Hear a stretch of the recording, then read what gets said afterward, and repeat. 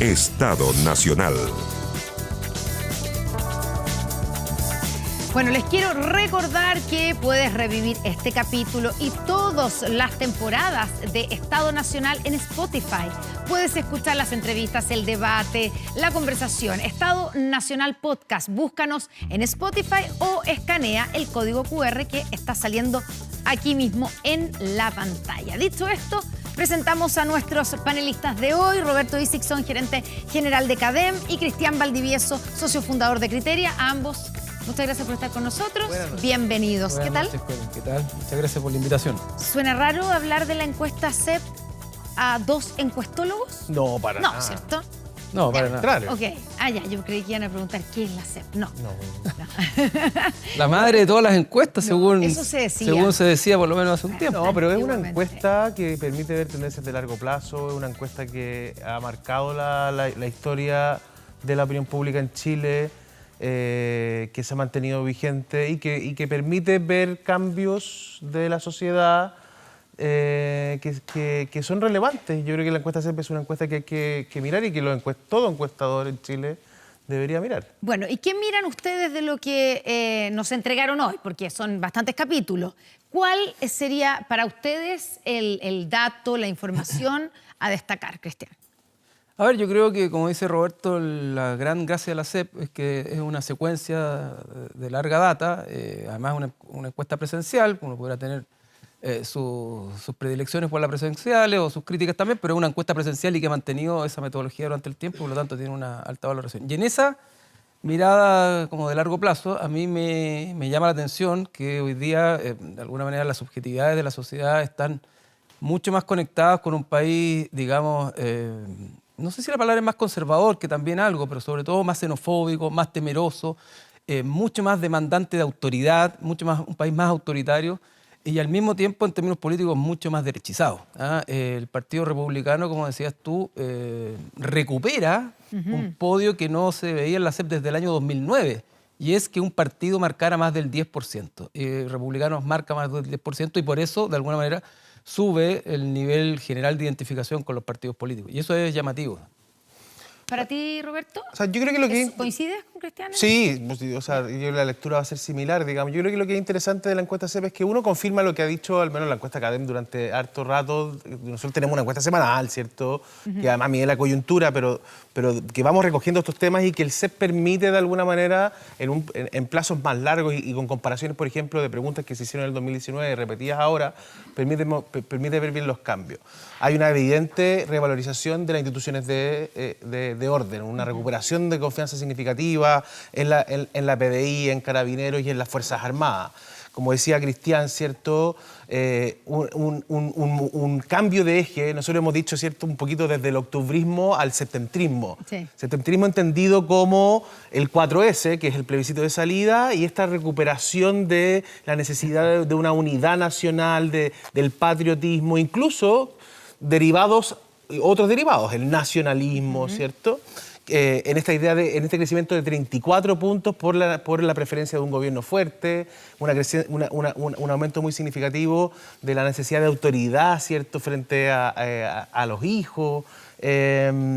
Evidentemente, el crecimiento del Partido Republicano, que lleva la identificación partidaria a niveles muy altos. La encuesta CEP esto no lo muestra, pero yo creo que esto da cuenta de que hoy día Chile está viviendo un nivel de polarización entre izquierdas y derechas, que es probablemente el más alto que hemos tenido en Chile. ¿Y cómo se explica esto de, digamos, el 10%, la valorización que está como disparado? Cuando uno ve las barras de los partidos políticos, aparece totalmente fuera del resto el Partido Republicano. Porque lo que da la impresión es que el Partido Republicano, lo que le está reconociendo la gente, es que está sintonizando mejor con las necesidades de la gente. ¿Es eso? ¿Eso es lo que lo lleva a ser el partido más valorado, más popular hoy día?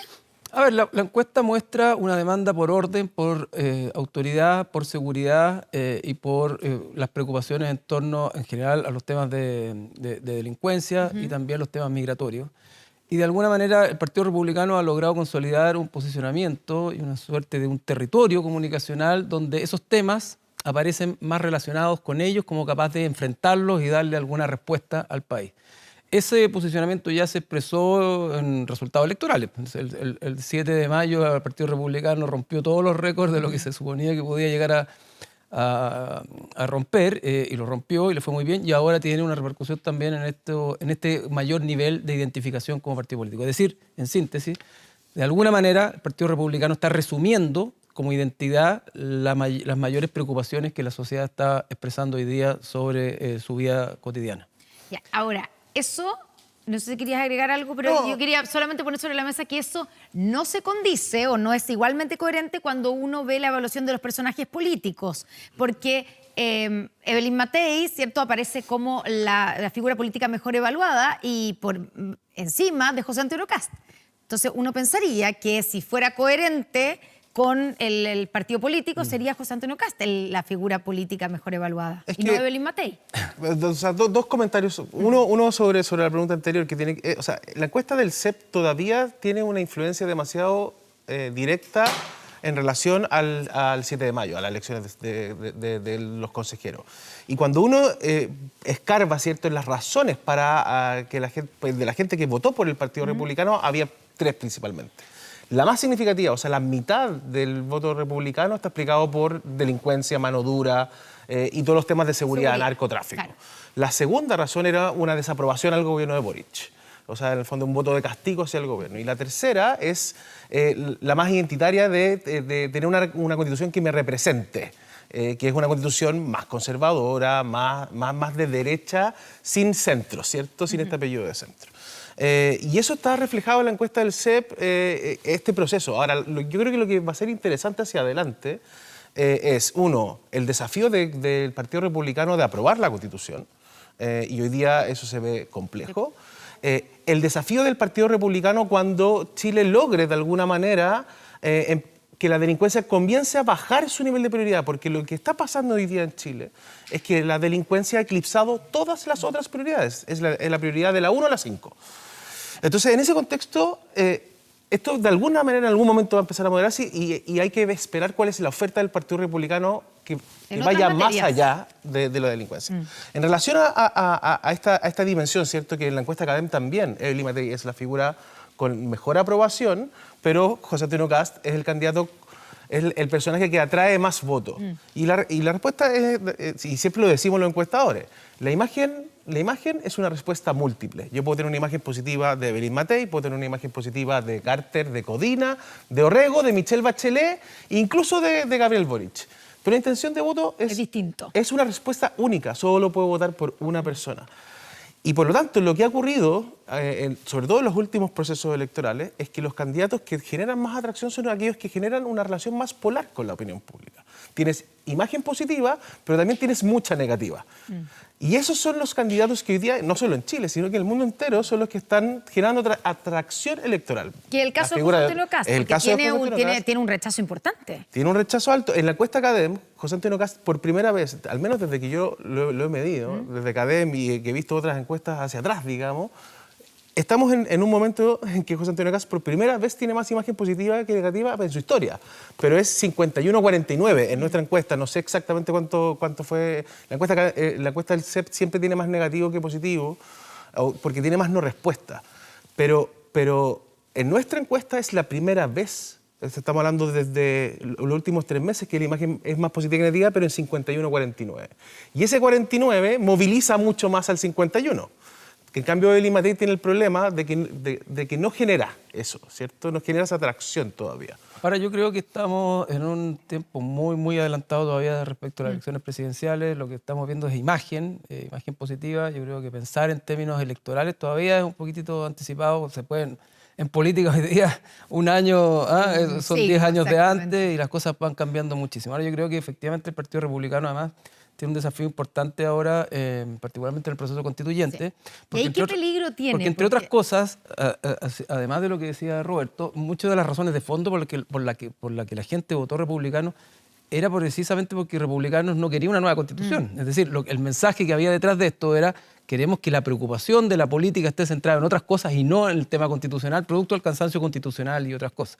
Entonces el desafío republicano es lograr congeniar esta responsabilidad con la posibilidad de aprobar una nueva constitución, porque hoy día tienen el sartén por el mango completamente, si tienen capacidad de veto, y con un electorado que le dijo, oye, no me interesa mucho esta constitución. Entonces, creo que hay que interpretar también, y en ese sentido creo que el cuadro se puede estar moviendo porque la CEP efectivamente está muy pegada a la elección del 7 de mayo, hay que interpretar todas las jugadas del último tiempo republicano pensando en ese escenario. Es decir, todas estas enmiendas ultraidentitarias que estaban planteando pueden tener dos objetivos. O generar una tensión tan fuerte frente a lo que es evidente o aparentemente evidente de que la probabilidad de que se rechace es grande y por lo tanto generaremos una tensión donde los responsables del fracaso seamos todos. Claro. O también, eventualmente, en el escenario B, que es, bueno, tiremos el tejo pasado para después conversar y llegar a un punto intermedio y poder lograr aprobar algo. Pero esto no tiene ninguna posibilidad de ser aprobado si es que republicanos y la centro-derecha no están, en conjunto con la centro-derecha, de acuerdo con lo que se proponga. Es decir, el gobierno no va a tener fuerza para aprobar esto. Ya, pero la pregunta ahí es, porque en el fondo tú dices, republicanos tienen el sartén por el mango, pero para republicanos podría ser una buena estrategia que finalmente se rechace el proyecto constitucional. Puede ser una buena... Pensando en lo que tú decías de cuál es la razón Más que una estrategia, de los que votaron por ello.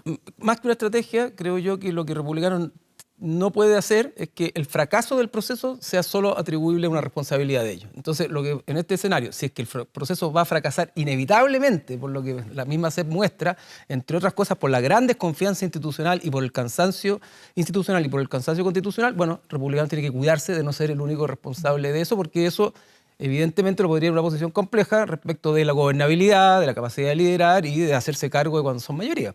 Tiene ahí un desafío republicano y te sumo, Roberto, que lo que decía Cristian acerca de lo que trae la CEP sobre la sensación que hay del proceso constitucional, que es súper negativo. O sea, hay desconfianza, hay poco interés. La encuesta CADEM ha mostrado que desde que nosotros empezamos a medir semanalmente, ¿cierto?, que el rechazo solo ha crecido y que ahora se llama en contra, ¿cierto? El en contra solo ha crecido y el a favor ha ido cayendo. Y que el nivel de desconfianza hacia la figura de los expertos, hacia lograr que se apruebe con éxito, incluso la desconfianza hacia la imagen de los consejeros del Partido Republicano, ¿para qué decir la de Chile Vamos y la del Frente Amplio Partido Comunista? Han ido aumentando. Entonces, yo creo que hay tres elementos que son interesantes. Uno, tratar de entender por qué es este rechazo o este en contra, digamos, y de dónde viene. Que creo que es muy distinto a este ya proceso largo. O sea, cuando vamos al plebiscito de entrada, lo que había detrás de ese proceso, ¿cierto?, era la racionalización del desborde emocional que fue el estallido social, y habíamos puesto nuestras expectativas en que la Constitución nos iba a sacar de este embrollo y además iba a mejorar nuestra calidad de vida y iba a resolver todos nuestros problemas, 80-20. Luego viene la elección de consejeros iniciales, ¿cierto? Y lo que había detrás es básicamente los movimientos, los ismos que se reunieron en torno y que lograron ganar con la lista del pueblo, etc. El plebiscito de salida, ¿cierto?, fue decir, esto no lo quiero. Y ese plebiscito de salida fue constitucional, acompañado de un desgaste de la figura de los consejeros del minuto, ¿cierto?, del que cantaba en la ducha, de Rojas Bade. Este proceso, este en contra, no tiene que ver con la Constitución. No tiene que ver con el contenido constitucional. ¿Con qué tiene que ver? Tiene que ver con el clima político actual, tiene que ver con la presencia de republicanos para la izquierda, tiene que ver con que los expertos no fueron electos por el pueblo, tiene que ver con mantener la Constitución actual porque es mejor. O sea, tiene que ver con el clima, con la delincuencia, pero no tiene que ver con el contenido. ¿Por qué digo esto? Porque nosotros hemos medido que, primero, solo un 18% declara tener algo de información del contenido. La gente no está escuchando el debate. No se ha leído el anteproyecto de los expertos. No se ha leído el anteproyecto, ni tampoco se ha informado demasiado. No. Y por lo tanto se produce una paradoja. Las enmiendas, ¿para qué hablar, digamos? Nosotros hemos medido, a lo largo del tiempo, cuando el Congreso viabiliza este nuevo proceso, medimos las bases institucionales, las 12. Promedio de acuerdo con las bases, sobre 80%. Luego, cuando entrega el comité de expertos el capítulo 1, lo medimos. El capítulo 1 con los aspectos más fundamentales, que eran como 15. Nivel de acuerdo con el capítulo 1, 85%. Luego medimos el capítulo 2, que es el más complejo porque es el político. Nivel de acuerdo, 70%. La semana pasada medimos las principales enmiendas del Partido Republicano, 76% de acuerdo promedio. Y todos esos acuerdos no se ven reflejados en el en contra. Entonces hay una paradoja. Ahora, yo lo que veo... El problema tiene que ver, perdona, con el cansancio constitucional y con la crisis de legitimidad que hay instalada. No es sobre el contenido. No es sobre el contenido. No tiene que ver con las enmiendas ni con el anteproyecto. Exacto, tiene que ver con el significado que la sociedad le atribuyó en un minuto a una nueva constitución y el significado que le está atribuyendo hoy día a una nueva constitución. A la frustración de expectativas. Son dos mundos, son dos imaginarios muy distintos y por lo tanto el dispositivo constitucional ya no representa lo que representó en ese minuto y eso hace que sea complejo y que probablemente vayamos a un camino donde lo que hoy día dicen los datos y lo que dice la CEP y lo que dice CADEM y lo que han dicho todas las encuestas es que hay una predisposición a estar en contra mucho más grande que una predisposición. Porque además tenemos que considerar que tenemos 5 millones de electores que los estamos obligando a votar y sabemos que lo único que tienen en común es que odian a la política. Entonces, déjame terminar con una idea que es una amenaza adicional, que es lo que yo creo que estamos viendo nosotros hoy día. Que es que para que esto se apruebe, primero tiene que aumentar mucho la información y girar el debate al contenido, claro, sacándolo de la coyuntura, por así decirlo. Y para eso necesitas a José Antonio Kast y necesitas a Gabriel Boric alineados en el apruebo. Claro. Yo lo que veo en este proceso es el perfecto dilema del prisionero. Porque hoy día están los dos alineados en votar apruebo y están los dos perdiendo. Podrían estar los dos alineados, pero terminar ganando los dos. Pero aquí el problema o la amenaza adicional a todo esto es que cualquiera de los dos de aquí a diciembre tenga el incentivo de cambiarse de posición.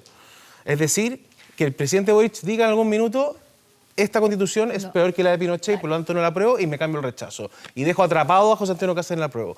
O que José Antonio Kast diga los expertos no fueron electos por el pueblo, a mí esto no me gusta, no puedo, y me cambio el rechazo.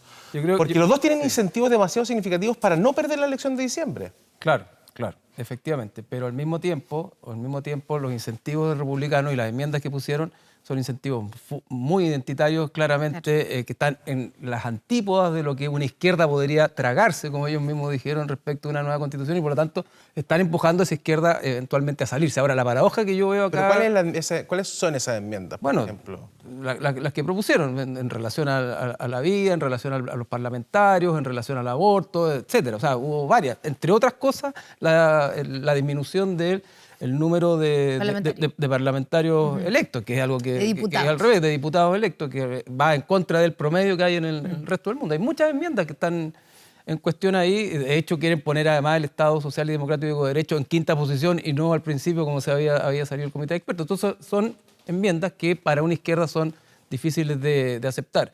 Y al mismo tiempo, la paradoja que yo veo acá es que si republicanos logran negociar un texto con Chile Vamos, porque tendrían mayoría para aprobarlo, y aunque la izquierda se pusiera, el gobierno se pusiera, yo veo que republicanos más Chile Vamos son capaces de aprobar un texto constitucional que paradojalmente sería un texto que a lo mejor estaría a la derecha de la constitución actual que tenemos para la izquierda, y para la izquierda sería una derrota. Y ahí el problema, desde mi punto de vista, se abre en el sentido siguiente. Primero, si no se aprueba, se rechaza, el tema constitucional queda abierto inevitablemente. Y si se aprueba contra el gobierno, de alguna manera, por los contenidos republicanos y de Chile Vamos, posiblemente esa izquierda, porque la política es la política, va a quedar absolutamente frustrada, amargada y con una herida pendiente de un tema constitucional que no sienten realmente cerrado porque no termina representando a un amplio arco de la sociedad. Entonces creo que el problema está sí o sí instalado ahí.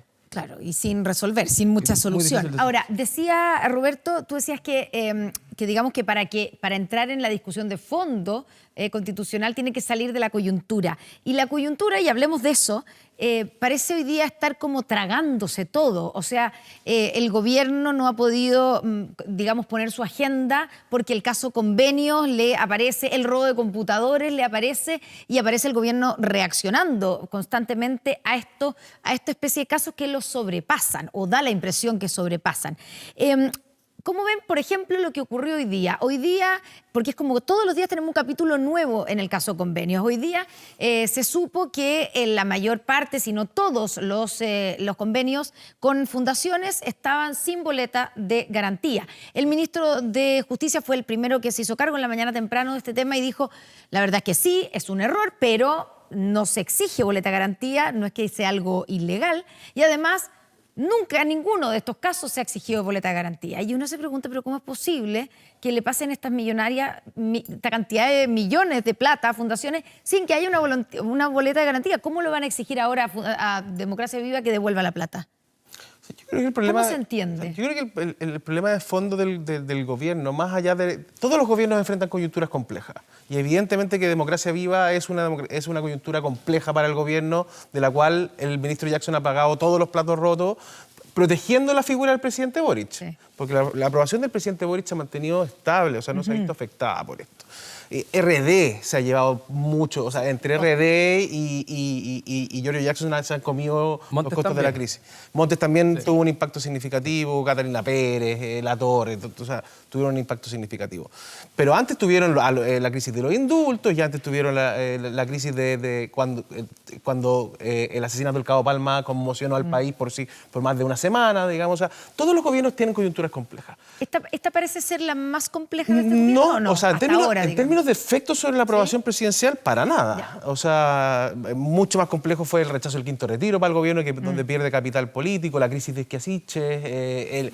Mucho más complejo fue que el gobierno se jugara todo por el apruebo y perdiera. Ahí es donde se produce el gran quiebre de la opinión pública con el gobierno del presidente Boric.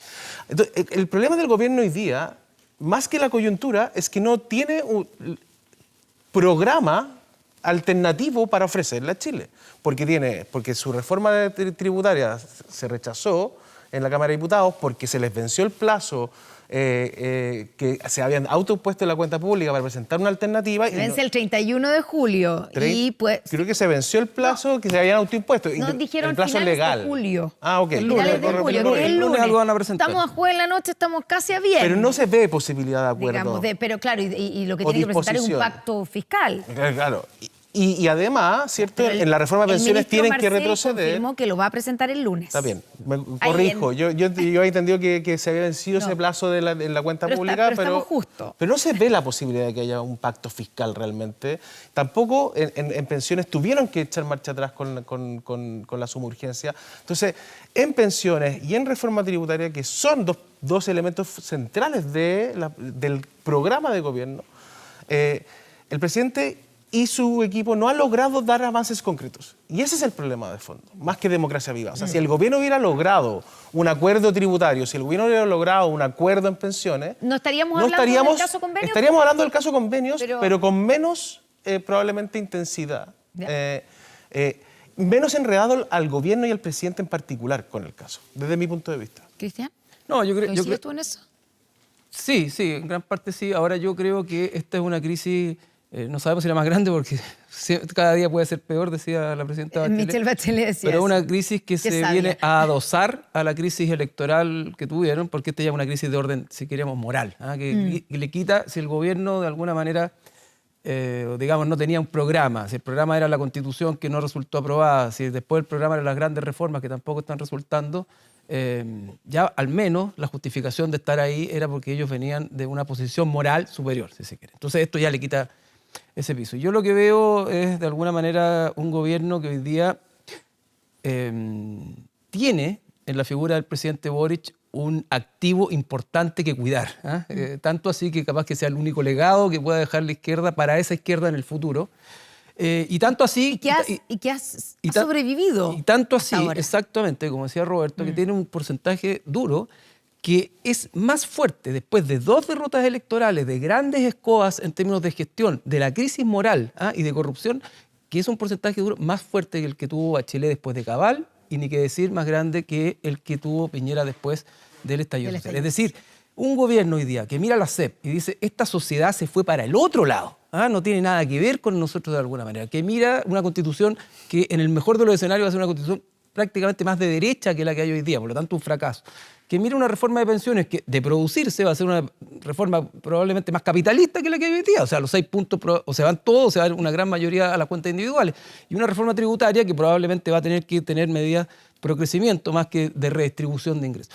Ese gobierno dice, bueno, ¿qué es lo que tenemos hoy día? Y el próximo año vienen elecciones y el 2025 más elecciones presidenciales. Bueno, hay que cuidar el capital gran mueble, si se quiere, perdón la metáfora, que va quedando de algo que está bastante incendiado y que es un activo importante para el futuro. Esta es una generación muy joven, o sea, le quedan varias décadas, si se quiere, de tiempo para gobernar, y cuidar a Gabriel Boric a esta altura probablemente es en sí mismo un objetivo que se ha puesto en la coalición de gobierno. ¿Y qué significa en este minuto frente a estos casos cuidar a Gabriel Boric? ¿Sacar o sacrificar a Giorgio Jackson?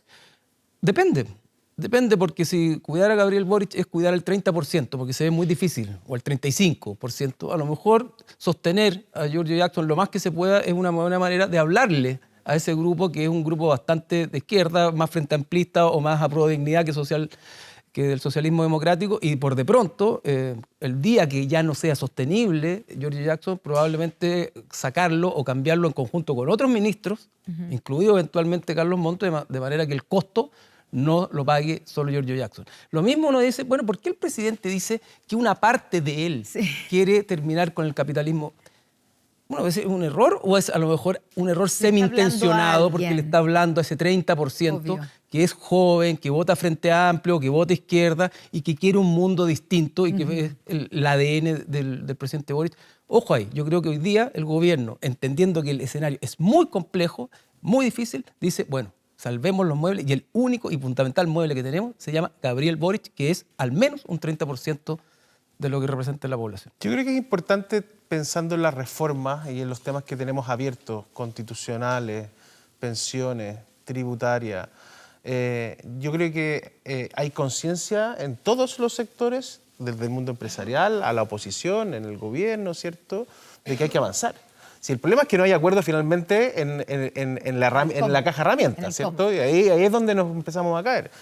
Pero si es que la oposición, por ejemplo, o el mundo empresarial no se dan cuenta que yo, de hecho, voy a decir algo que después da lo mismo porque nos vamos a olvidar, pero yo no tengo ni una duda que Gabriel Boric va a volver a ser presidente de la República. Quizás no en 4 años más, quizás no en 8 años más, pero en 2 años más va a tener 56 años. De eso hablamos. Por eso o sea, va a tener 15, 20 años menos de cuando fue Ricardo Lagos candidato presidencial de nuevo. O sea, entonces, efectivamente, lo que el gobierno hoy día tiene que cuidar es la figura del presidente Boric.